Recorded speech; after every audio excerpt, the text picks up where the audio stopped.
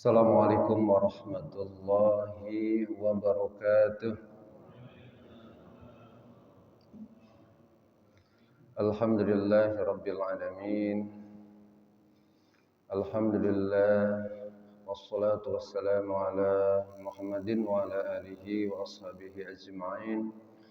Ashhadu an la ilaha illallah wahdahu la syarika lah wa ashhadu anna Muhammadan abduhu wa rasuluhu. Allahumma salli ala Muhammad wa ala ali Muhammad. Hadirin jamaah salat subuh yang dirahmati Allah, puji dan syukur marilah kita panjatkan kehadirat Allah Subhanahu wa taala atas limpahan rahmat dan karunia Allah pada pagi hari ini. Alhamdulillah kita dapat hadir istiqamah ya untuk senantiasa melaksanakan ibadah salat subuh secara berjamaah. Hadirin jamaah salat subuh yang dirahmati Allah, pada pagi hari ini saya ingin menyampaikan terkait dengan keutamaan majelis ilmu. Sering mungkin juga kita dapatkan saudara-saudara kita, termasuk saya juga sering ditanya. Ketika banyak permasalahan hidup, ketenangan jiwa kesulitan yang dihadapi dalam kehidupannya, seringkali membuat kita ini nggak tenang. Salah satu yang sering ditanyakan kepada saya, Pak, Ustaz, bagaimana hidup saya ini biar tenang? Masalah begitu banyak, anak-anak susah diatur, pekerjaan begitu rumit, macam-macam permasalahan. Tentu banyak tips-tips, banyak juga anjuran-anjuran agama yang bisa kita lakukan. Karena setiap orang permasalahannya pasti berbeda-beda. Mempunyai anak juga yang berbeda-beda. Tetapi bukan berarti keluarga, anak-anak dan sebagainya itu adalah bentuk ujian kepada kita.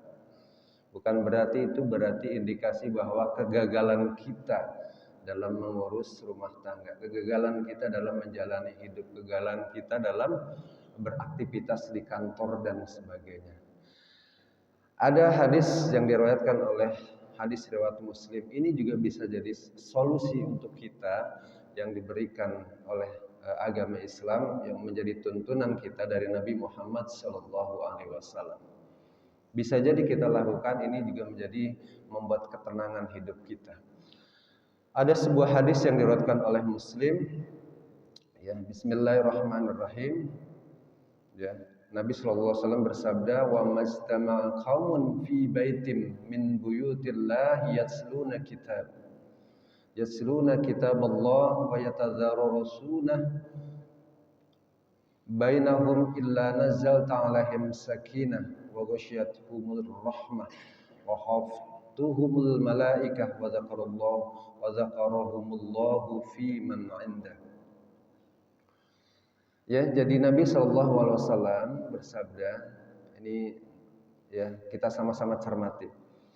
Tidaklah suatu kaum berkumpul di salah satu rumah Allah membaca kitabullah dan saling mengajarkan satu dan lainnya, melainkan Allah akan turunkan sakinah, ketenangan, akan dinaungi rahmat, dan akan dinaungi rahmat, akan dikelilingi para malaikat, dan Allah akan menyebut mereka di sisi makhluk yang dimuliakan di sisinya. Jadi kata Nabi, barang siapa yang berkumpul dalam suatu majlis dalam rumah Allah, yaitu masjid. Ulama mengartikan masjid manapun, dimanapun tempat itu yang memang dijadikan untuk sholat. Di situ dibacakan Al-Quran, di situ dipelajari Al-Quran, di situ dikaji tentang Al-Quran, di situ dikaji tentang agama. Majelis-majelis taklim pasti bahasanya berkaitan dengan ayat-ayat Al-Quran, baik tafsirnya, baik maknanya, baik bacaannya dan sebagainya. Melainkan di situ Allah akan turunkan sakinah, ketenangan. Jadi ini salah satu. Makanya jangan heran kalau orang yang biasa berkumpul di majelis taklim, belajar Al-Quran, ikut pengajian, ikut majelis, itu hatinya lebih tenang. Makanya tentu ini dakwah buat kita. Kalau barangkali yang ikut cuman kita, bapak-bapaknya saja, istri kita diajak. Supaya sama-sama mendapatkan ketenangan. Karena bisa jadi kita yang ikut yang tenang cuman kita. Wah, anak saya nih kayaknya kok nggak tenang. Setiap berinteraksi, bersosial, berkomunikasi, ada beberapa kesulitan. Karena nggak tenang. Ajak anak kita. Ini salah satu solusi yang diberikan oleh agama Islam. Salah satunya dengan menghadiri majelis ilmu. Akan diberikan sakinah, ketenangan. Dan akan dinaungi rahmat. Akan diberikan rahmat, kemuliaan. Dan akan dikelilingi oleh para malaikat. Jadi Masya Allah. Makanya Alhamdulillah minimal kita ya 1 pekan sekali Ahad pagi ya, walaupun mungkin ada yang ngantuk, kurang tidur ya, semalam hadir di sini untuk sama-sama menghadiri walimatus syafar. Sampai rumah kita dapat berkat ya, dapat nasi, alhamdulillah. Saya sampai rumah makan lagi, padahal udah makan, alhamdulillah dapat rezeki ya, makan lagi ya, udah habis makan kenyang ya, ngobrol lagi sama istri sama anak-anak ya, akhirnya sampai malam, pagi-pagi ngantuk. Tidak apa-apa, karena di saya amati di hadisnya di situ nggak harus berkumpul di salah satu rumah Allah, nggak ngantuk nggak ada, pokoknya mau ngantuk mau enggak, yang penting kumpul hadir ya. Saya sambil tidur biasanya nggak apa-apa, yang penting hadir itu sudah dicatat bahwa kita sudah hadir dalam majelis ilmu ya. Wah saya ngantuk, enggak apa-apa. Wah semalam saya ngobrol-ngobrol sampai malam, enggak apa-apa, yang penting hadir. Yang penting hadir, insya Allah akan diberikan sakinah ya. Tapi tadi sakinah jangan buat kita saja, minimal dakwah untuk keluarga. Kalau yang tenang ini kita doang. Makanya ini unik. Kalau anak-anak kita saya amati, ada yang rajin anaknya tapi bapak ibunya belum. Ya, anak-anaknya lama-lama nyaman di masjid. Kenapa nyaman? Karena dapat sakinah, ketenangan, kenyamanan ya dalam hidupnya. Oleh Allah memberikan ketenangan. Ya. Makanya ada bercandaan, ini hanya bercandaan. Saya mendapat cerita ini dari kawan saya. Jadi Islam ini luar biasa. Jadi kita ini ya ada kawan saya ini hanya cerita ya, bahwa walaupun misalkan ya ketika kita kesulitan tidur ya, kawan saya menceritakan, aduh ada yang sulit tidur sekali ya, minum obat tidur, lama-lama kebiasaan. Ada kawan saya ngasih resep, wah ngasih obat tidur gampang, ngapain? Datang ke masjid. Oh masa ke masjid bisa tidur? Ya datang pas hari Jumat gitu. Hari Jumat datang, wudhu, sholat sunnah, duduk.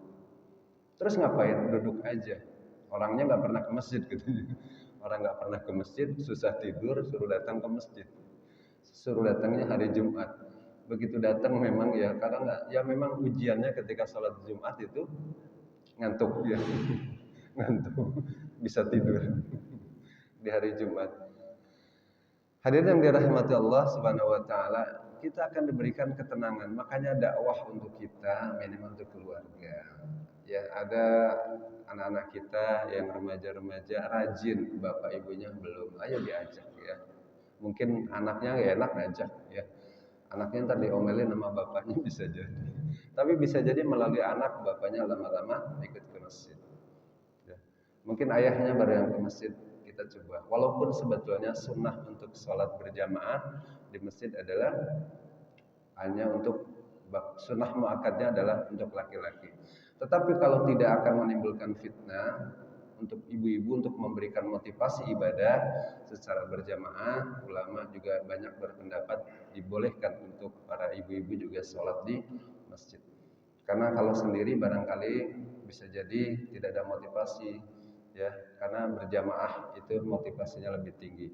Apalagi di masjid mungkin banyak sekali ada interaksi, ada kegiatan yang positif untuk kita semua. Hadirin yang dirahmati Allah, sering bertanya, majelis ilmu ini apakah memang majelis itu harus nyambung apa tidak? Nyambung itu langsung apa tidak? Ya, harus tatap muka apa tidak? Bagaimana kalau tatap mukanya di YouTube?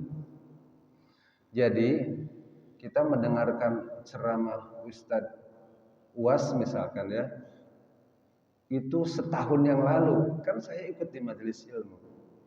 Majelis ilmu yang dimaksud adalah majelis ilmu yang memang bukan banyak berpendapat adalah majelis ilmu yang langsung. Baik langsung dalam pengertian hadir di situ, kalau tidak memungkinkan adalah kita berniat hadir walaupun mungkin ada kendala teknis sehingga ikut dalam jarak yang jauh atau online.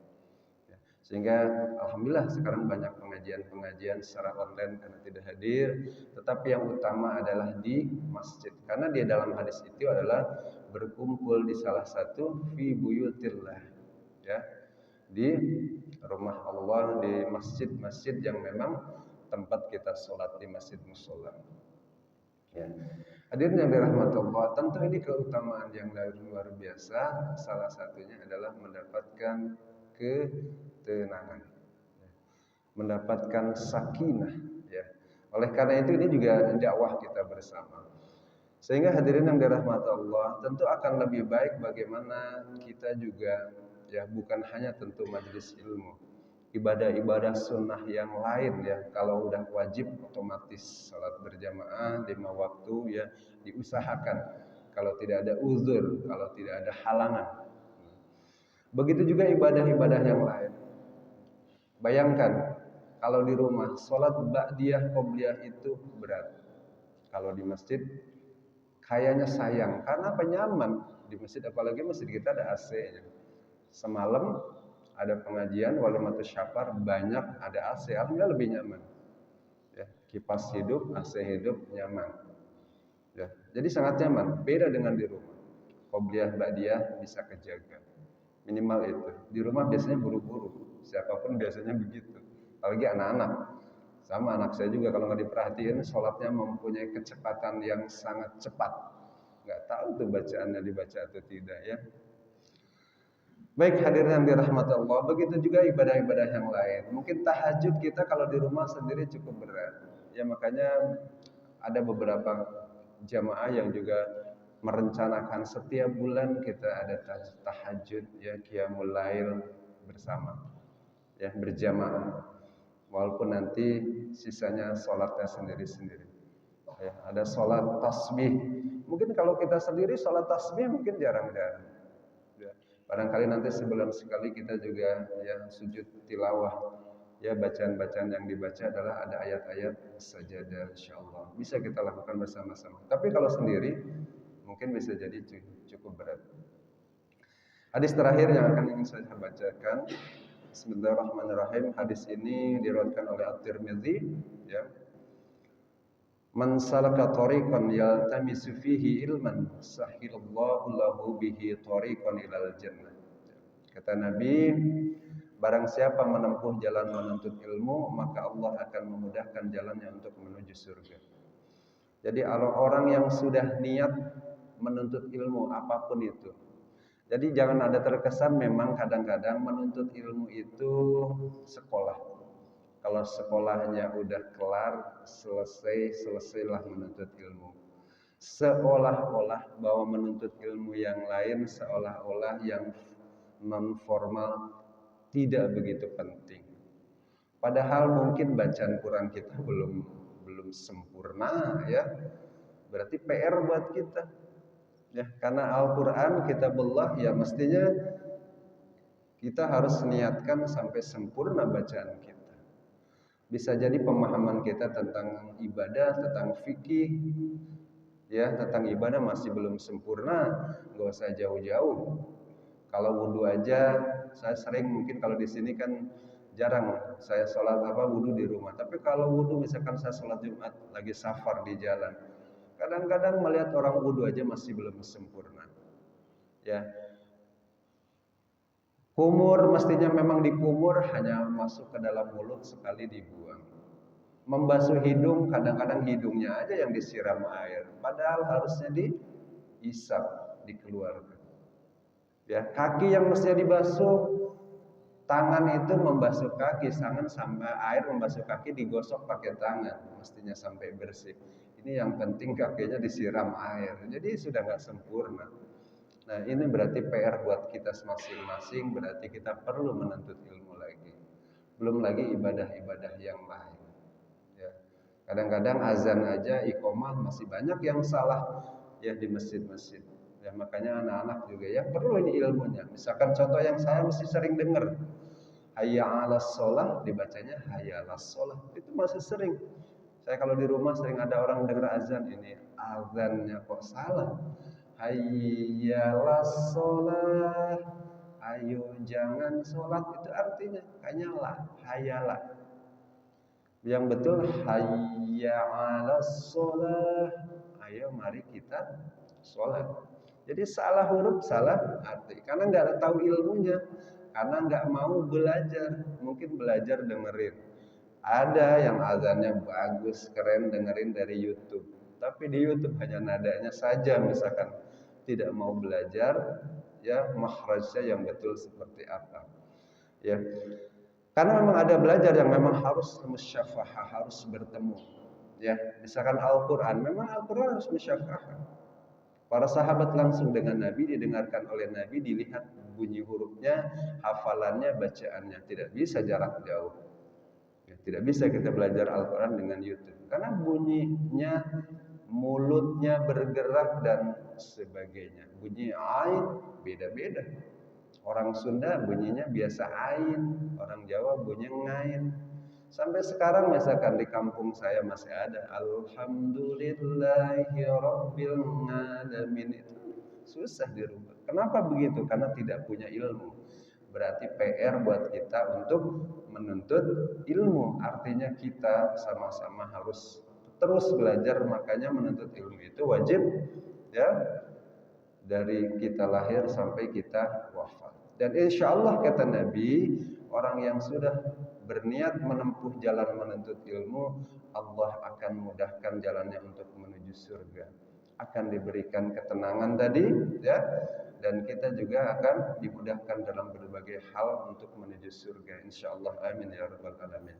Hadirin yang dirahmati Allah, kesimpulan kajian kita pada pagi hari ini bahwa insya Allah supaya kita mendapatkan ketenangan dari Allah Subhanahu wa taala, salah satunya kita hadir di majelis ilmu, hadir di pengajian ya, walaupun ngantuk, berat dan sebagainya, kita niatkan untuk hadir di majelis ilmu. Insya Allah keutamaannya akan diberikan sakinah, ketenangan dari Allah, akan diberikan ya rahmat dari Allah Subhanahu wa taala, dan akan ya di situ para malaikat juga akan berkumpul tentu ya, insyaallah kita akan mendapat kemuliaan-kemuliaan dari Allah Subhanahu wa taala.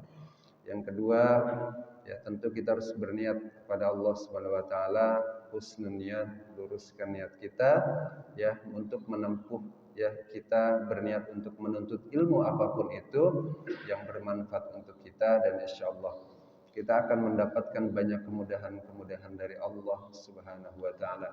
Kemudahan dalam ya, dalam berbagai hal, terutama ketika kita ingin mendapatkan surganya Allah Subhanahu wa taala.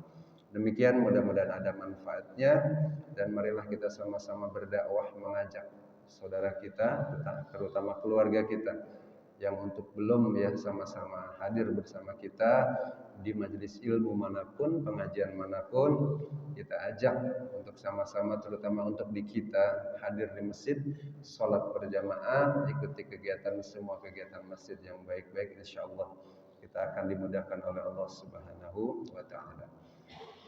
Wallahu a'lam bishawab. Mari kita akhiri dengan membaca doa kafaratul majlis. Bismillahirrahmanirrahim. Subhanakallahumma wa bihamdika asyhadu an la ilaha illa anta astaghfiruka wa atubu ilaik. Billahi taufiq wal hidayah. Wassalamualaikum warahmatullahi